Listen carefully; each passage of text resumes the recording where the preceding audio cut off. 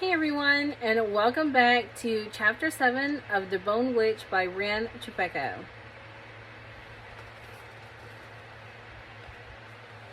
Listen here, girl. I don't need to know your name. I don't want to know your name. So many girls flutter in and out of this house, running away and getting married and dying and leaving us in the red.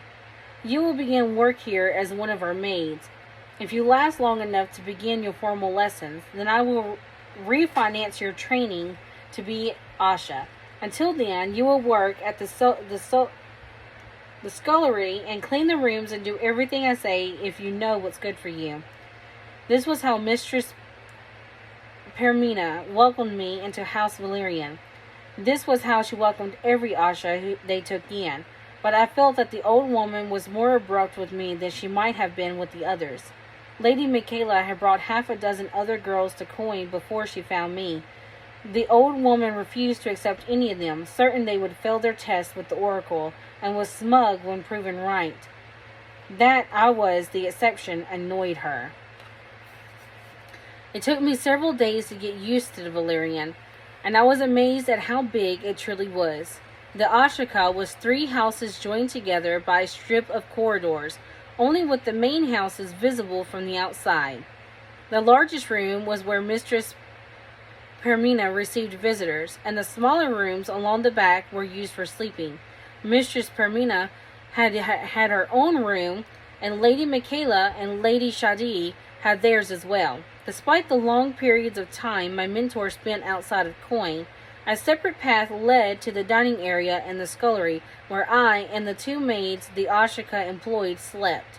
Lady Michaela also gave me permission to make use of her library whenever she was away, and what little personal time I had was spent reading my way through her impressive collection of books, returning frequently for 2nd and 3rd and 17th helpings.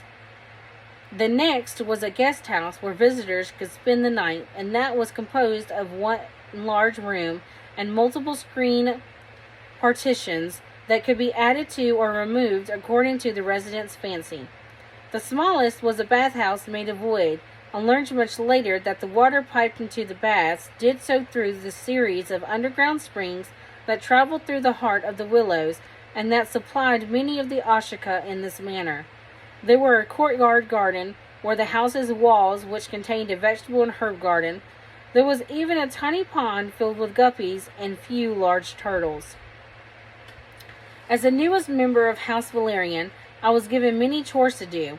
I was one of the first to wake and spent most of my mornings watering the plants and tending to the vegetable garden, sweeping the floors and the street outside of the house, and cleaning the rooms. I was also given the task of cleaning the outhouses, which I hated most of all, though fortunately the maids and I took turns. Their names were Kana and Fari, and both were 17 years old. Kana was amiable with a blushing demure prettiness. Her family came from a small village of Belarus in southwest Coin, where her grandfather's ancestors had lived since Empress Undra's reign over a century ago.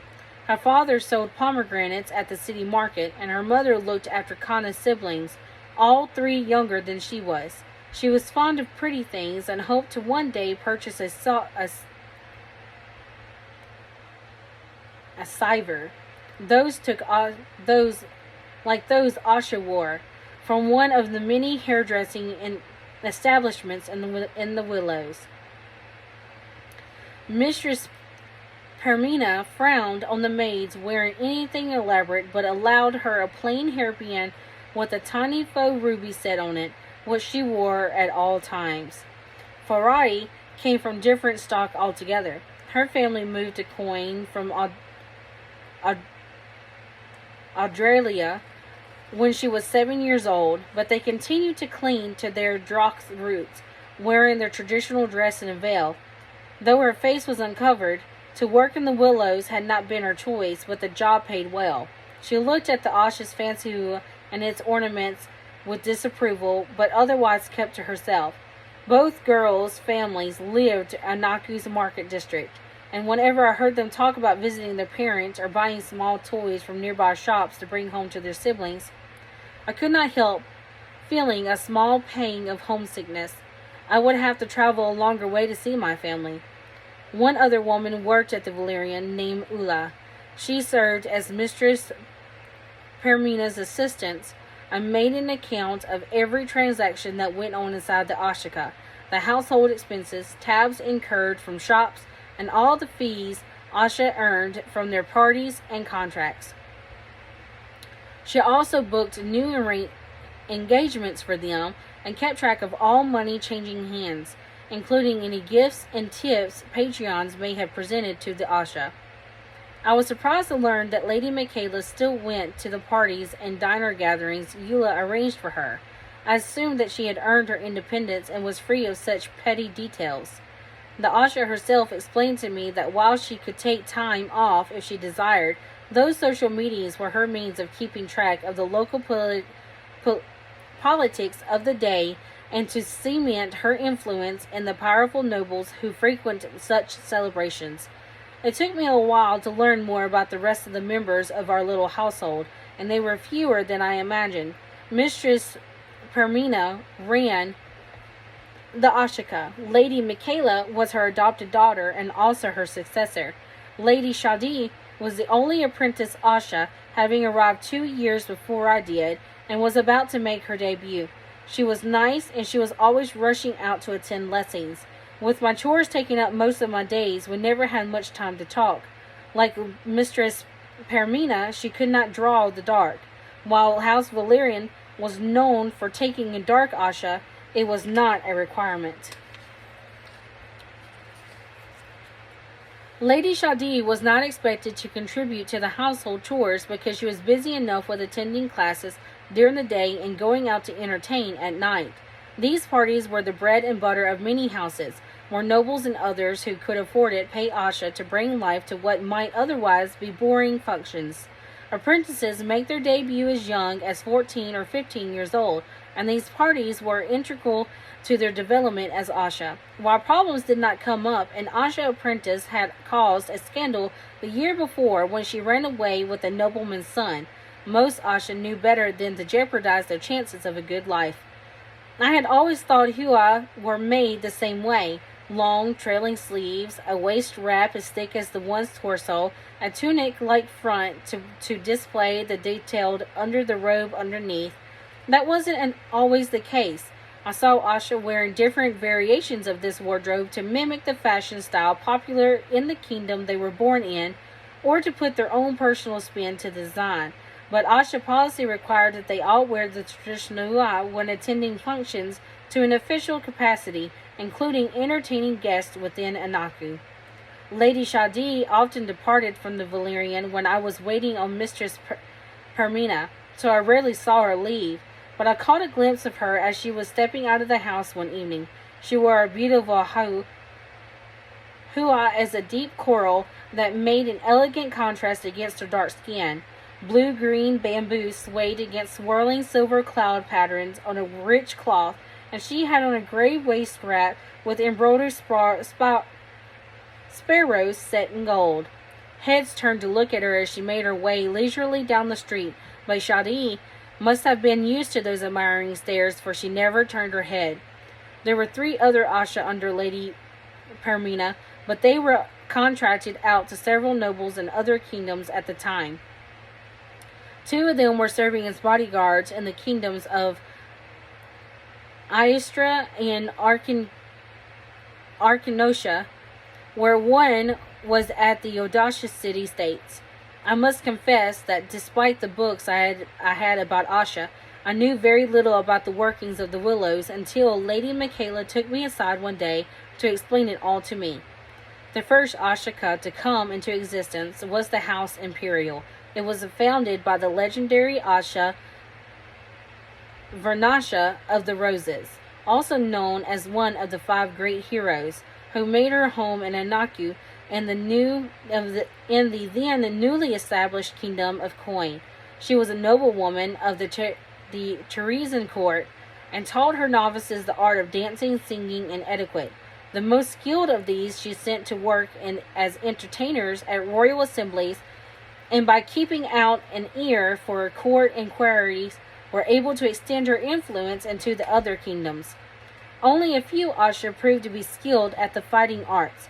Of those, she offered the best to kings and nobles to serve as personal bodyguards. One in these positions of power, they were able to affect kingdom policies, helping to cement a longer-lasting peace among the rulers. She was quite adamant, however, that all who wished to be Asha to be strong in the runic magic, a law still enforced today. But why must I learn how to sing and dance? I asked her, bewildered. Isn't being a dark Asha enough? It was true that the Asha in many books I've read were skilled musicians and dancers, but I had not known this was required of them. Being the most powerful Asha there does not always mean you are the most influential or the most popular, Lady Michaela explained. In war, Asha influence outcomes with their prowess in fighting with their skills. But sometimes a beautiful voice can change a kingdom better than a sword ever could. Asha gifted in the arts are highly sought after in royal courts. Quite a few go on to marry royalty, defeat them in war, and beguile them in peacetime. Vernasha believed both to be the way to stability. She shrugged and added dryly, over the years, however, Ashika themselves have become quite political, more concerned with bringing prestige to their houses. Nevertheless, most follow the letter of the law that Vernasha had laid down, even if not always in spirit. Word of the willow spread, and women not just from Coin, but from all over the lands flocked to Anako, waiting to be trained. Many did not possess the intimate sense of magic Vernasha demanded in order to become Asha, so she gave them other jobs. Banquet masters and tea room owners to cater to Ashika and their wealthy guests, ateliers to create the hua, hairdressers to fashion the hair ornaments important to the Asha's wardrobe, and instructors to specialize in singing and dancing and other softer arts. The willows attracted women from all kingdoms. There were dark-haired and dark-eyed Coin Asha, blonde-haired, blue-eyed Asha from Teresi, and golden-skinned, angular-eyed Asha from the Norris. There were even Asha as far as the Droth Bluffs, fleeing from the kingdom to avoid persecution and finding refuge in Anaku. A few still veiled themselves, though many forsook their traditions and embraced the customary Coin hua. The thorn of my life was Mistress Paramina. The old woman frequently sent me out with a list of errands for special items, her medicines, or the red bean cake she was fond of, or 24 heavy hua to be laundered all at once, and punished me with double duty at the outhouses if I did not return within the hour. Because I had trouble finding my way around the city, and because she wouldn't allow any of the other maids to accompany, I was almost always saddled with these unwanted duties upon my return. The old woman loved to bathe and insisted that I attend her in the bathhouses in place of either Kana or Farai. I spent many a night crouched on a cold earthen floor, my knees numb and my hands gnarled from the moisture in the air, washing and soaping the old woman's back. Perhaps the most terrifying aspect of this for me was the mistress's naked body. It was hard for me to imagine her having been a beautiful Asha in her youth, like Lady Michaela claimed, because while she was thin as a broomstick, her skin sagged and folded in the worst of ways, like yards of ungainly, sickly yellow cloth that moved and breathed when she did. She belched and passed gas whenever she felt like it, which was often. She demanded that I massage her feet every day, which were caked in old sores and potch marks. I was commanded to prepare many of her favorite dishes, only for her to claim she had ordered no such thing when brought before her, and then demand that the cost of these meals be deducted from the Valyrians' investment of me. Because she was the head, everyone obeyed her, no matter how ridiculous or irrational her orders were. I felt that Mistress Paramina acted like an overindulgent brat, as if her advanced age had regressed her to a spoiled child. Once she ordered me to sit down on a chair propped up in one corner of the room. I obeyed, only to leap to my feet when a loud shriek that sent Lady Shadi and Kana running into the room.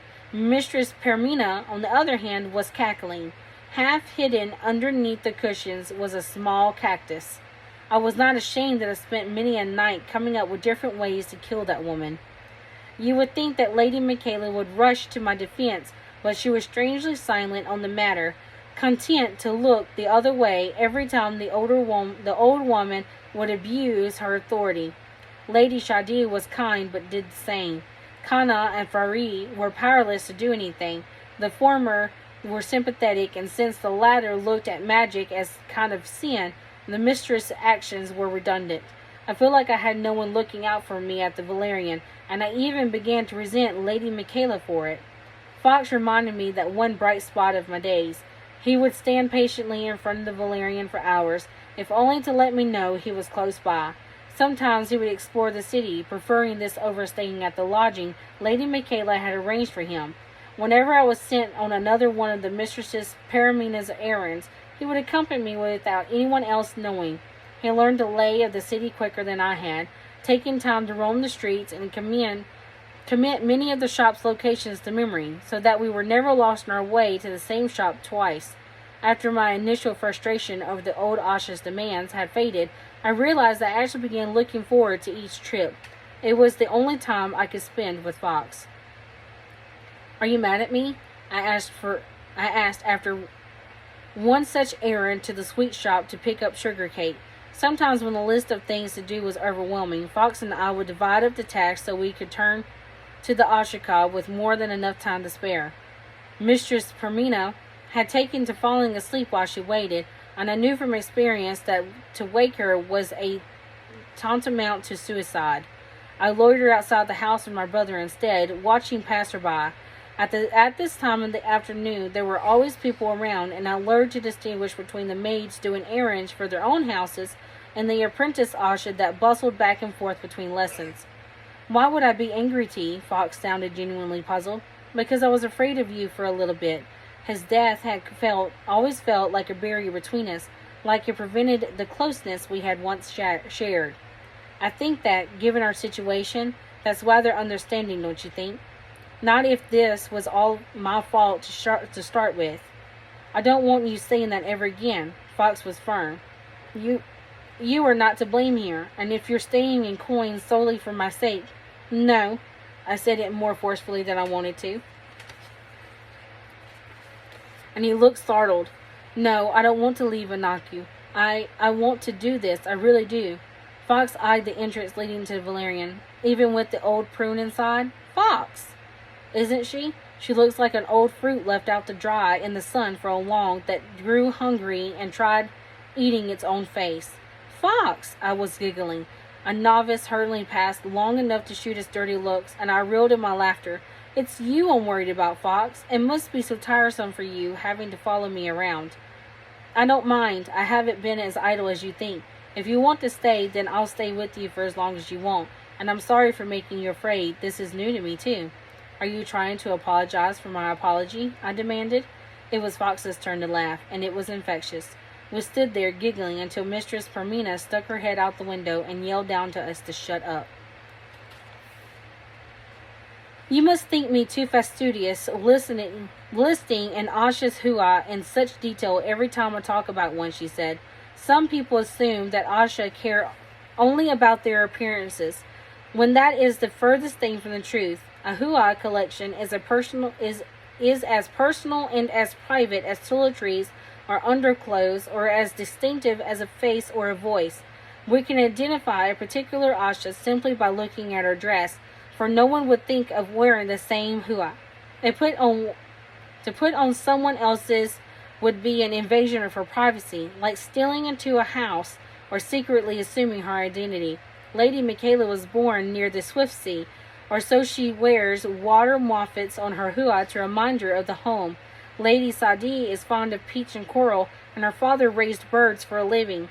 Hence her preference for doves or the like. Mistress Permina wears fortune rooms on hers for luck, and as for me..." The cauldron before us belched foul smoke. I stood downwind, but it did little to ease the fumes. She stroked the flames underneath it and added more wood to encourage the fires. She ran a hand down her own dress, fingers stroking the head of the dragon embroidered on her waist like it was a favorite pet.